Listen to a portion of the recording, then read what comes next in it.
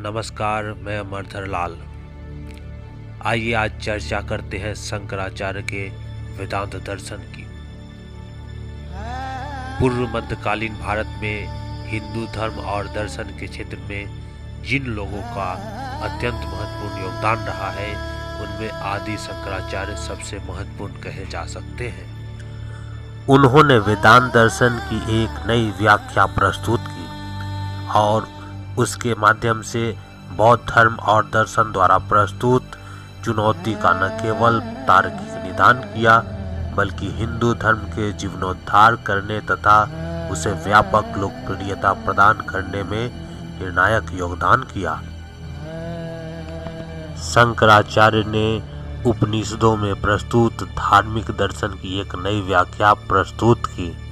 यह दर्शन वेदांत दर्शन कहलाया और शंकराचार्य द्वारा प्रस्तुत इसकी व्याख्या अद्वैतवाद कहलाई। शंकराचार्य ने यह माना कि वेदों और उपनिषदों में जो ज्ञान प्रस्तुत है वही वास्तविक ज्ञान है।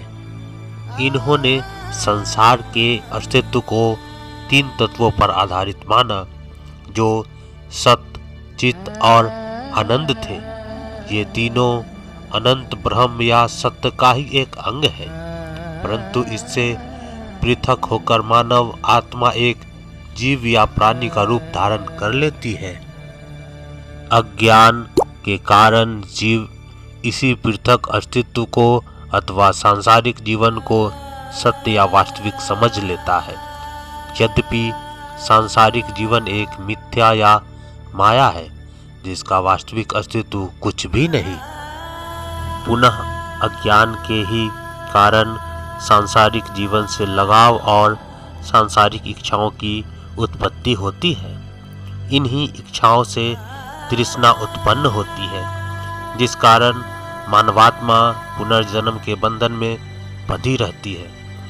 यदि ज्ञान की प्राप्ति हो, और यह भी शास्त्रों के अध्ययन से ही हो सकती है, तो मोक्ष की प्राप्ति संभव है, क्योंकि ज्ञान की प्राप्ति से संसार का मायावी रूप और भ्रम से मानवात्मा का अनिवार्य संबंध स्पष्ट हो जाता है।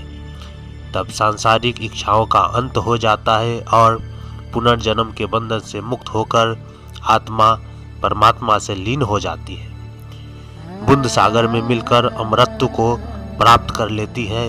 यही मोक्ष है।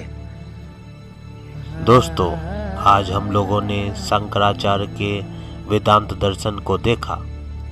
जल्द ही मिलते हैं नए वीडियो के साथ। अगर आप मेरे चैनल पे नए हैं तो मेरे चैनल को सब्सक्राइब करें और बेल आइकन को जरूर दबाएं। धन्यवाद।